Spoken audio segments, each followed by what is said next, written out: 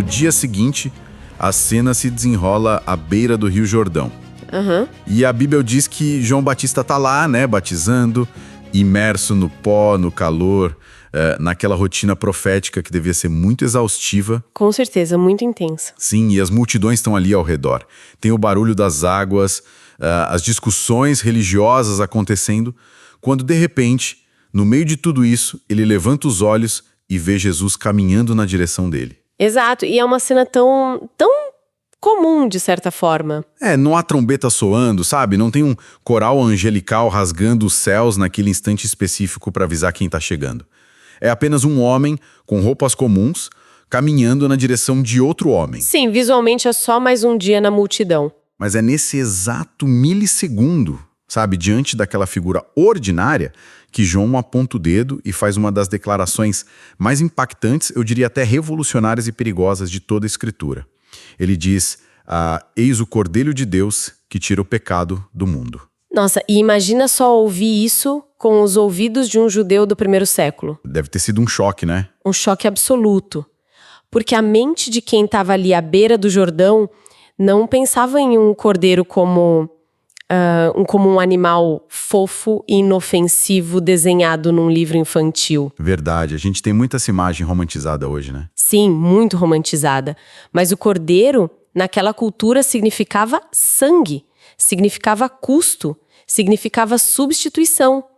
As pessoas que estavam ali escutando João, elas passavam a vida inteira levando cordeiros literais para o matadouro no templo em Jerusalém. Era um rio de sangue constante, basicamente. Exatamente. Era um ciclo interminável para tentar cobrir temporariamente os erros, as falhas, as transgressões. E de repente, olha só, esse profeta do deserto, esse homem rústico ali no rio, aponta para um carpinteiro caminhando na poeira e diz, estão vendo aquele homem? Ele é o Cordeiro do próprio Deus. Uau! É muito forte. E mais, ele diz que ele vai resolver o problema de uma vez por todas. Isso deve ter soado como uma loucura absoluta para quem ouvia. Eu fico impressionado com isso, certo? Vamos desempacotar isso, porque o peso psicológico dessa frase é simplesmente esmagador. Sem dúvida. É como se alguém estivesse no meio de uma praça muito movimentada hoje em dia, sabe? E apontasse para um trabalhador comum atravessando a rua e colocasse sobre os ombros dele a responsabilidade absoluta, a carga cósmica de consertar toda a humanidade. É um peso que nenhum ser humano poderia carregar. E tem um detalhe na linguagem que a Escritura apresenta que muda tudo. João não diz que esse cordeiro vai cobrir o pecado, ou, perdoar no sentido de apenas fechar os olhos e fingir que nada aconteceu. Não é uma maquiagem, né? Não, a declaração é que ele tira o pecado do mundo. O que essa diferença de verbos realmente significa na prática, teologicamente falando? Olha, essa é a virada de chave teológica da passagem.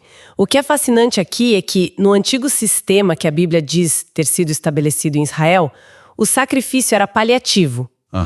O sangue dos animais lá no dia da expiação funcionava como uma espécie de tampa. A própria palavra hebraica para expiação traz essa ideia de cobrir, entende? Então a sujeira continuava lá embaixo da tampa? Exatamente. O pecado continuava lá.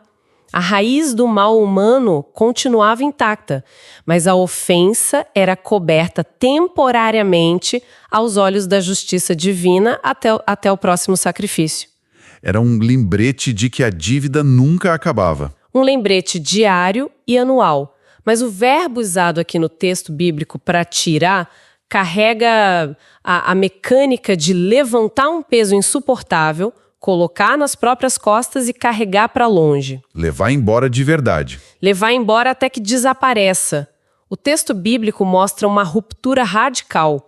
O sacrifício deixa de ser algo que a humanidade exausta oferece a Deus para tentar apaziguá-lo, entende? E passa a ser algo que o próprio Criador providencia para curar a humanidade pela raiz. Nossa, isso inverte toda a lógica religiosa da época. Inverte completamente. E não apenas para uma nação específica, persegue. A Bíblia diz que é para o mundo. A abrangência disso destrói qualquer fronteira religiosa. Impressionante. E como se jogasse essa bomba teológica no colo da multidão não fosse suficiente, João imediatamente emenda com uma afirmação que parece um quebra-cabeça lógico intransponível. O versículo 30, né? Isso. Ele lança um verdadeiro paradoxo sobre o tempo. Ele olha para Jesus e diz: depois de mim vem um homem que é mais importante do que eu porque já existia antes de mim. É de dar um nó na cabeça. Totalmente. Peraí, logisticamente, pensando de forma humana, isso não faz o menor sentido. João Batista era o profeta do momento ali. Sim, ele era o centro das atenções. E a Escritura apresenta João nascendo antes de Jesus, começando o ministério antes de Jesus, batizando as pessoas muito antes. Para a multidão ali presente, Jesus era apenas um novato, sabe? Alguém que chegou depois. O primo mais novo que apareceu no cenário. Exato. Como um líder religioso olha para o novato e diz que, na verdade, esse homem já existia antes do próprio líder nascer. As pessoas em volta não achariam que ele estava perdendo o juízo. Do ponto de vista puramente cronológico e humano, sim, é um absurdo matemático. Pois é. Mas a genialidade dessa passagem está justamente em forçar nossa mente a sair do relógio e entrar na eternidade. Uau, sair do relógio. Gostei disso. Porque o que a Bíblia diz aqui não é sobre quem tem a certidão de nascimento mais antiga na Judéia. Entende? João está revelando a natureza pré-existente do Messias. A eternidade dele. Isso. Historicamente, sim, João é a voz que clama no deserto, ele veio primeiro para preparar o palco, mas espiritualmente ele reconhece que aquele homem caminhando na sua direção é o Verbo encarnado. Que já estava lá desde o princípio. Perfeito. Aquele homem habitava a eternidade antes mesmo que a ideia de tempo ou espaço fosse criada. O paradoxo ensina que a superioridade de Jesus não vem do fato de ele ser mais velho ou mais novo na Terra. Sim. Vem do fato de sua natureza ser incriada. É o Criador entrando na sua própria criação, sujeitando-se a entrar no tempo depois do seu mensageiro, mesmo existindo antes de todas as coisas. Eu fico maravilhado com isso. E isso levanta uma questão inevitável. E acho que é a grande dúvida que qualquer mente investigativa teria ao ler essa cena com atenção. Qual seria? Se esse nível de revelação é tão profundo, se exige entender que um homem caminhando no pó é o Cordeiro Eterno incriado, como João Batista teve essa certeza? Uma excelente pergunta. Porque ele não era onisciente, certo? Como uma informação dessa magnitude aterrissou na mente dele com tamanha precisão? É o que nos empurra para a continuação da fala dele, no versículo 31. Que é uma das partes mais honestas da Bíblia. Sim. Confesso que a vulnerabilidade que a Bíblia diz existir nessa resposta é surpreendente. Ele confessa abertamente diante de todos ali. Eu mesmo não o conhecia. Mas, um momento. Pensa com a gente. Eles não eram parentes. As mães deles não se encontraram antes de eles nascerem.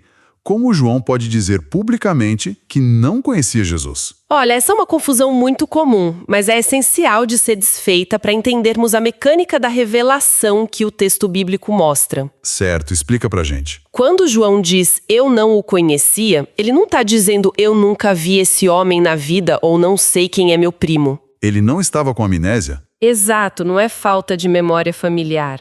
Ele está dizendo, eu não o conhecia na sua identidade messiânica oficial. Entendi. Familiarmente, ele podia saber muito bem quem era Jesus de Nazaré. O filho de Maria. Mas espiritualmente ele não tinha confirmação absoluta de que aquele parente pacato era de fato o Salvador do cosmos. Ele não tinha o aval divino ainda. Isso. E a admissão de ignorância de João é fascinante.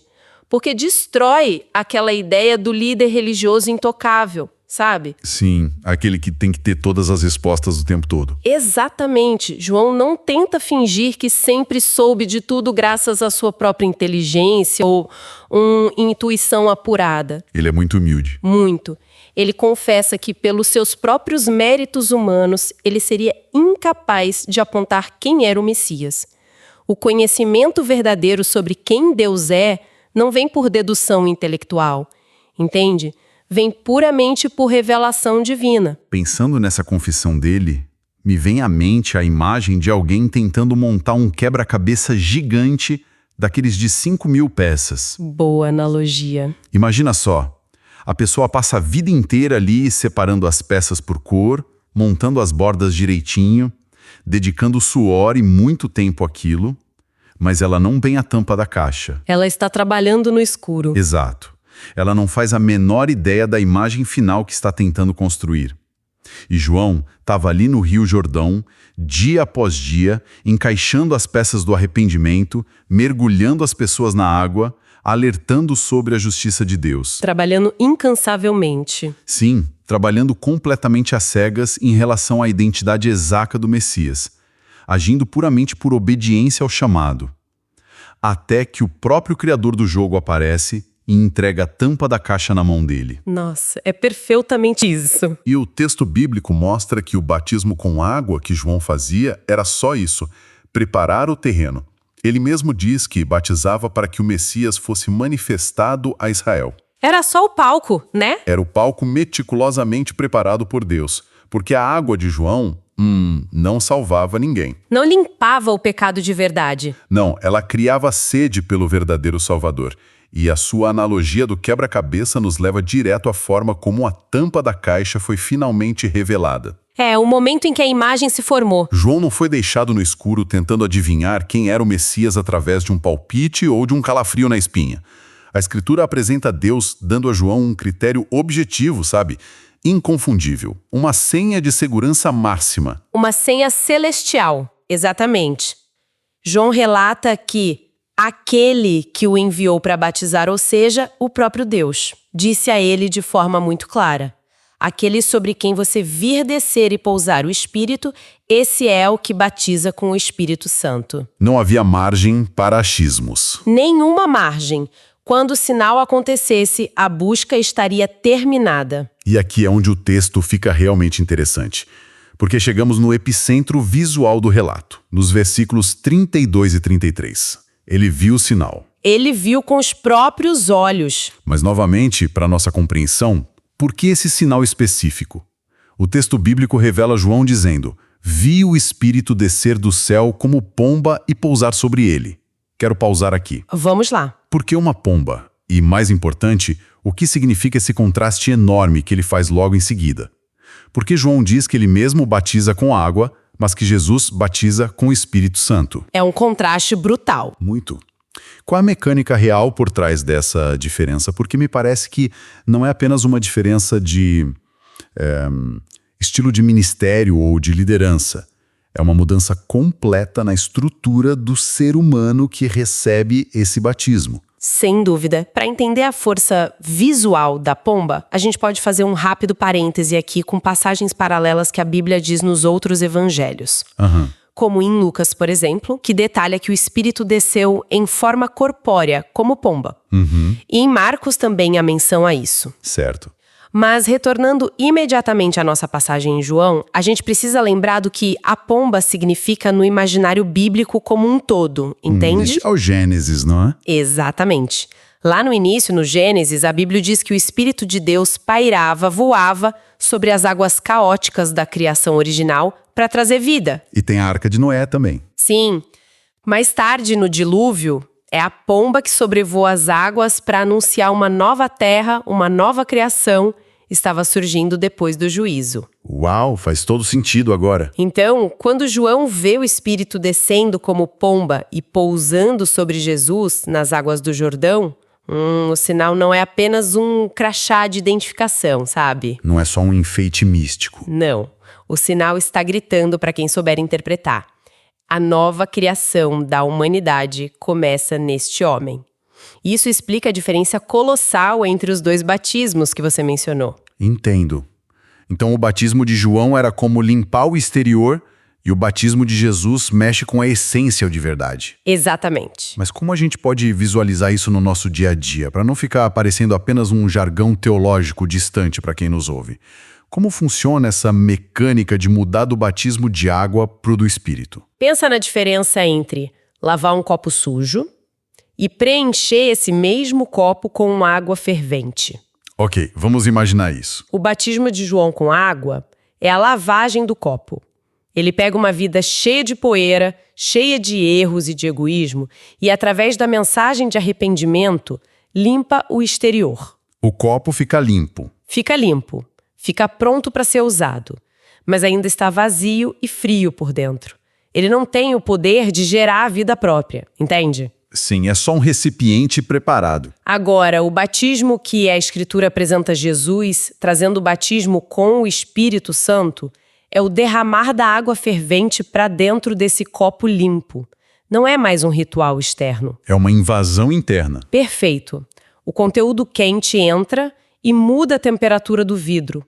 Muda a natureza, o peso, a utilidade e a essência do recipiente. Que imagem fantástica! O Espírito Santo passando a habitar e a transformar o interior humano é o cumprimento da promessa de Deus de tirar um coração de pedra e dar um coração de carne. João preparou recipientes vazios. E Jesus veio para transbordá-los com a própria vida divina. Essa imagem muda tudo para nossa mente. Um copo limpo ainda é um lugar estéril até ser preenchido, né? Exato. E a trajetória que a mente de João faz ao juntar todas essas peças é o que nos leva ao ápice do texto. Pensa com a gente no que está acontecendo aqui. É uma progressão incrível. Ele processa a chegada do homem comum, aí ele entende que é o Cordeiro que tira o pecado, depois ele reconhece a pré-existência além do tempo, Ele recebe a senha do Espírito descendo em forma de pomba, compreende o poder transformador de batizar com o Espírito, e tudo isso deságua de forma magistral no versículo final da nossa análise, o versículo 34. O fechamento de ouro. Como se ele respirasse fundo depois de tudo isso, olhasse para a multidão e dissesse: "Pois eu mesmo vi e dou testemunho de que ele é o Filho de Deus." Uma declaração pesadíssima. Muito. Mas a gente precisa investigar essa palavra específica. Testemunho. O que significava subir num palanque imaginário no meio de uma Judeia dominada por romanos e líderes religiosos implacáveis e dar um testemunho desse calibre? Olha, significava literalmente colocar um alvo nas próprias costas. Era perigoso. Muito perigoso. O texto bíblico adota, nesse encerramento, uma linguagem profundamente jurídica. A Bíblia diz ao longo de suas leis que em qualquer tribunal da época, um fato só era estabelecido pelo depoimento de testemunhas oculares. Não podia ser só um boato. Jamais. Tinha que ser alguém disposto a jurar pela própria vida de que aquilo era verdade. João não está apenas dando uma opinião teológica, entende? Ele não está dizendo "eu acho". Não. Ele não está dizendo "eu acho que ele pode ser o Messias porque ele tem cara de ser uma pessoa boa". Ele assume a postura de uma testemunha juramentada no tribunal da história humana. Ele assina embaixo. Ele diz "eu vi". É empírico, entende? Eu ouvi a voz de Deus ditando a senha. É incontestável. E agora ele emite o veredito para o júri da humanidade. Ele é o Filho de Deus. E esse título carrega muita coisa, não carrega? Tudo. Naquela cultura, usar o título Filho de Deus era uma afirmação direta de igualdade divina. João estava testando que a essência do próprio Criador estava encapsulada naquele homem que acabou de sair das águas do Jordão. Que ousadia! Fazer essa afirmação exigia uma coragem que só a certeza absoluta de uma revelação genuína poderia dar. E é um tribunal onde as provas são expostas para não deixar saída honrosa para a neutralidade, né? Exatamente, você tem que tomar uma decisão. Ou João é o maior mentiroso da história, ou ele está apresentando o fato mais formidável de todos os tempos. E caminhar por esses poucos versículos, do 29 ao 34, é como entrar em uma sala escura, onde as janelas vão sendo abertas uma a uma. Sim, a luz vai entrando. E a luz vai ficando cada vez mais cegante.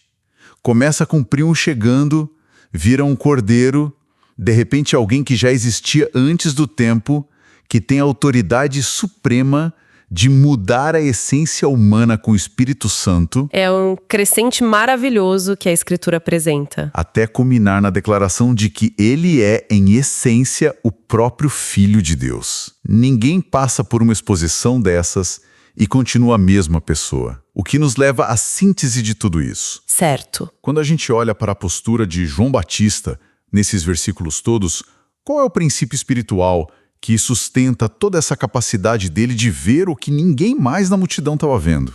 O grande ensinamento teológico que a Escritura apresenta aqui para os nossos corações é a necessidade vital de afinação espiritual. Afinação? Sim, para conseguir reconhecer Deus quando Ele se manifesta. Porque pensa bem, João Batista não era mais inteligente que os fariseus. Ele não tinha mais recursos que os sacerdotes do templo. Ele era só um cara no deserto. Mas ele tinha algo que faltava a todos eles: ouvidos atentos à voz correta. O texto bíblico mostra ele dizendo que aquele que o enviou falou com ele, e ele escutou. Ele prestou atenção. Exatamente. Imagina o cenário.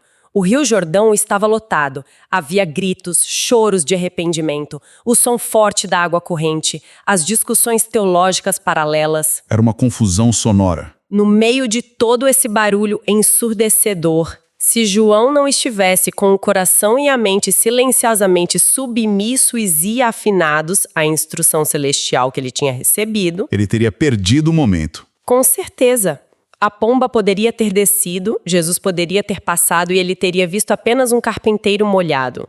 A revelação de quem Cristo continua sendo dada por Deus, mas a capacidade de enxergar o sinal e reconhecer a majestade do Cordeiro exige um coração que se recusa a ser distraído pelo barulho ao redor. É uma advertência silenciosa e poderosa contra a nossa distração crônica hoje em dia, sabe? Muito necessária. Se perdermos a sensibilidade para escutar a instrução divina, a gente vai perder a capacidade de ver o Messias quando ele estiver bem na nossa frente. E tudo isso amarra o nosso mergulho em uma reflexão inescapável para a mente humana de qualquer época. E qual seria essa reflexão? Se a missão daquele profeta de roupas ásperas foi preparar o palco, olhar para o céu, reconhecer o sinal e ter a audácia de colocar a própria vida em risco para proclamar ao mundo quem aquele homem verdadeiramente era, qual é o peso da nossa própria resposta hoje? É uma pergunta que ecoa. Como a alma humana reage ao se deparar com essa mesma proclamação ancestral ecoando através dos séculos? Eis o Cordeiro de Deus. Não dá para apenas concordar intelectualmente que um quebra-cabeça histórico foi montado. Não mesmo. Diante da revelação do Cristo, o Cordeiro, que carrega os nossos fardos para longe, a testemunha da eternidade, aquele que transborda o nosso interior com espírito de vida e se revela como o Filho de Deus, a única resposta que faz sentido não é uma análise acadêmica, mas uma rendição completa. E é por isso que continuamos nossa jornada de compreensão, lembrando sempre do fundamento que nos move. Bíblia acolhe. Melhor que entender é acolher. Texto e produção Douglas Vieira. Música de Sergio Prosverini por Pixabay. Faixa Snowy Peaks. Bibliografia. Comentários expositivos Hernandes Dias Lopes, editora Agnos. Comentário bíblico Matthew Henry, editora CPAD. Antigo e Novo Testamento interpretado versículo por versículo Russell Norman Champlin, editora Agnos. Charles Spurgeon, Os Tesouros de Davi, editora CPAD.